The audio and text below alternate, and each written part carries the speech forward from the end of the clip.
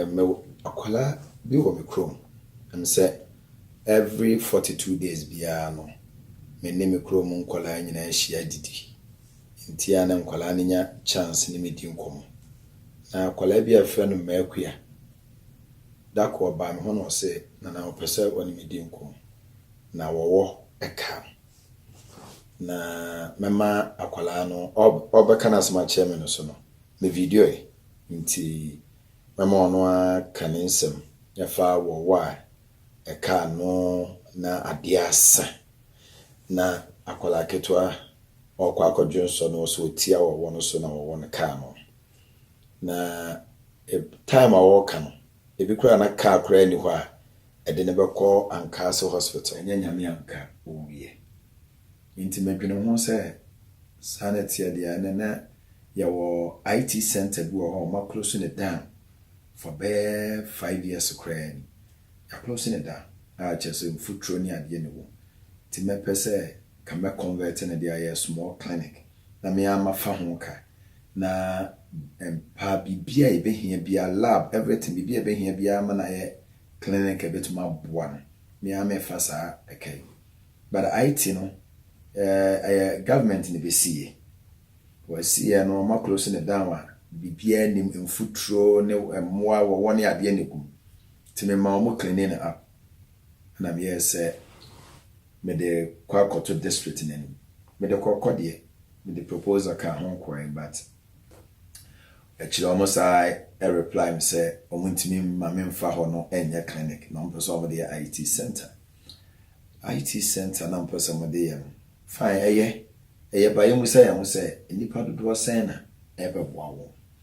se anadwo ho a yese asura ka akola bi ne edini timirika na yenya ka akora ka ede akola ne be free himman akọ Ankasa no after bed 10 p.m. cars in shada in Pemisa into be ever happen after 10 p.m. bia no a problem inti adani ya nya ye wo yekru na cases bi ketinkiti bisa no wombet maso amo ansa na edu Ankasa because minim sa Ankasa a big hospital inti me decided as na person bia no am so me de boa me kru but o man tiase o say IT na no person o de na IT no ebi na make say ya dwene nwoma bi ho a enye bibia na boa what you say anka for now no minim say nka buy budget ho we nya buy budget enka the plans and the budget ho me fa ho ka na me maye e de aboa me kro no na mre bi ba na mpesa mo de yam IT a ebi anu sata na me aso matimi asibia makro no cause say yes community center na yes ninti no ya dwene nyina wo community center no say by next year ebibie community center tinki bia na kiasi clinic no nti mesra ban say one mwami no mama sa akwanya no na mintini emfa building no enya clinic na me amfa ho kana menye emfa mwa kuro no because say ya no sekuta de baakum menwie no kola yeso de asem wo ya beto nyanim ya ho mete se ha me ko sabi akusabi abraw say ya me ba ene ya ne sa say ebahami sa na eyo obi soso ba no o se man ha me che se me na me da kuro na no e kuro no papa mo oboni biam bibie beba kuro no bia no se fa me so ena aboa kuro ba no to e masade sa asama akola na ka no se me de kwa dwendwunim na me dwene ho na me so metime boa kuro minim se bibie beka se bibie nyame no na no beta ya chi am yetimi aye nti mesraba onhwe na woma womo emfasa bia no emma me na mfanya clinic because the year clinic na ebeboa kuro no we mi magisika free womo ho menka so womo mumra me edan ne bi si wo kwa na essay edan ne si wo na essay me masade ne say me renovate dan no na make sure say bibia hospital here man be hospital bia no me provide this annual na aboa ama akoso mekua e fa sen mekua no wadi mfie sen maybe 5 years wadi 5 years you ana mama dey the sen mama dey ni Salina mama dey Salina ana wo fi kuro be so fi himai kwa abre ana ofi kwa abre hemai ana fe uko school wai go school wai my RC primary hemai RC primary yo na eba ne sen na wo ka na abo na anopa na sa anwumre na akwaye de na wo ne ka na me kwashonso ana wo ne ka na akwadwonso na wo ne ka bachai yo eba ne sen uhu ya no so akawa na sa wutia na na sa de na ma ne bai utiano ana hu ya no sa wakaw henefa kamenan wona no we anu ni je said de kro na wu on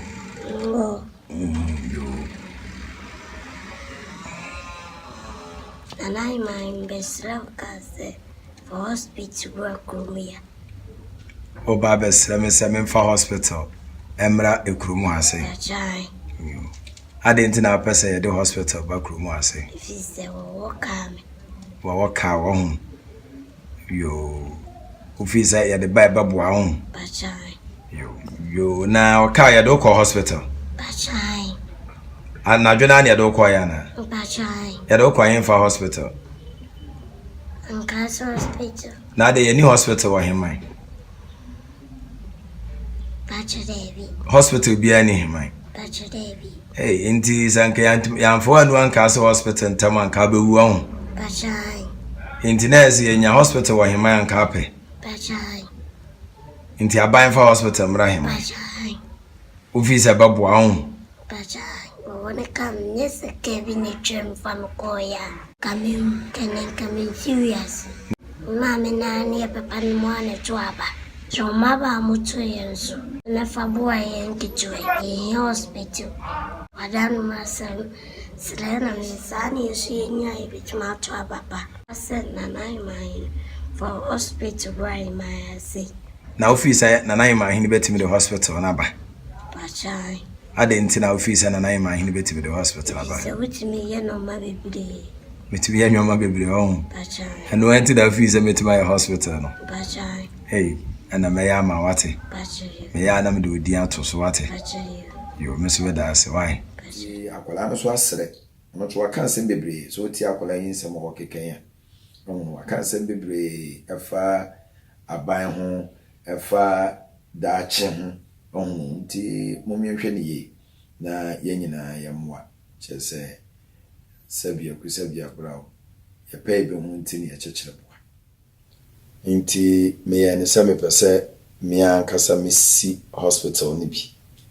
but owa obetia yese esuraka akola bi obetia yese anadwo obi anya heart attack sa anwoma no ekoso nti na omo memi bedi ade no na omo ICT building bia omo be si no mikrom meme bae nyina ya close it down a chese infutro ne awowo ne gudam ho obi ama ho nti mema ye cleaning up say sanity dia and me convert no aba no small clinic na ka clinic no me ama fa ho ka me ama fa ho bibia me ama top bed everything me renovate fie ni na complete house no na my no clinic am the lab abem said the beya cases bia enye big no ye betima so ano e wo ho sa na dwebe yes straka akwala bi ne de ni dimirika ne nya ka akura de ne be kwa Ankaase because after that 10 unya ka wo de be ko Ankaase ka no kura beba bia betwam kakra enya zaka twam hyehyew e wo ho nti me yesa me a me fa hoka ti me the proposal e called district which is Kodia district e de koto wo mani se minim se aban na ba enka mo budget ho de but me a me fa sa aka no nanka ma renovate the whole building na my no clinic said the bear babwa ekuro no ni kuro na bemben ho no bibi ekuro bi te sa brad say omo sheda ni clinic ho bodede clinic bi an sheda ni ho sa aboa so na bi wo but I don't even think so omo wo bibi te say lab ne enwoma bi a ebeboa nti me de koya no omo so ye ne say ompeso omo de wo IT center for computer ebi na me ka no on say do ba bi a awose ye hwe bibi on sa akwala we de nyame adaroma wan frim nyame etimi agene nkwa na what about bibi fufuro so sia what you say we de wanya ka fa no amye na kwanka ase akwakohwe no ebia na bibi fufuro asi ne yanya ka amfana nkwa nka ase akwakohwe no what you say ya nwini sa anwoma we nyina ho na yentimi amwa kuro no ne yentimi nye bibi what you say chese eni kwa say yehwe han manwoma essay me yemfa nwoma bi nya politics me menya politician but the metimaka na say nyame adaroma yatimi asevu akolai na waraba wo mo a ombeba echire bibisia so da ha na dwe say bibisia asisei ne ye peka ne ye pe ba bi kura for emergency ye ni bisa wo nti no me nyina emfa nkwa dwindwin ne hu say ye ya ebepoa right nya dia omo be mame ede aye clinic na person de ye no on ba ti do bia ye musa ye ho aiti ya musemo de ye wo hwe ekuro na de pa na kuro ni hia sisi me ba ye hu se sa problem we e wo ho bibi ye obi a ye nya kan fa na nkwa sa ni pa kuro no obetimi afrim onu na aiti na person mo de ye no nipa sen na be benefit awasa aiti no na clinic no so me person de ye no mu fi se enipa do send a benefit. Oh, me a politician, and I don't want to be a politician. Me person me dem ho be rura politician. But I by I was saying na yeso ya boa. We so ya me so me moa me fi se me de ba boa aban. Ama enwoma bi a atosini no etimi abaye pepepe. Oh, nti se me de me propose aba se me nim se we nka mo budget wona me person me fasa aka na me de boa. Oh, na me nim say ka mo so mbeboa me na mama me kwan say me mfanye but say mama kwan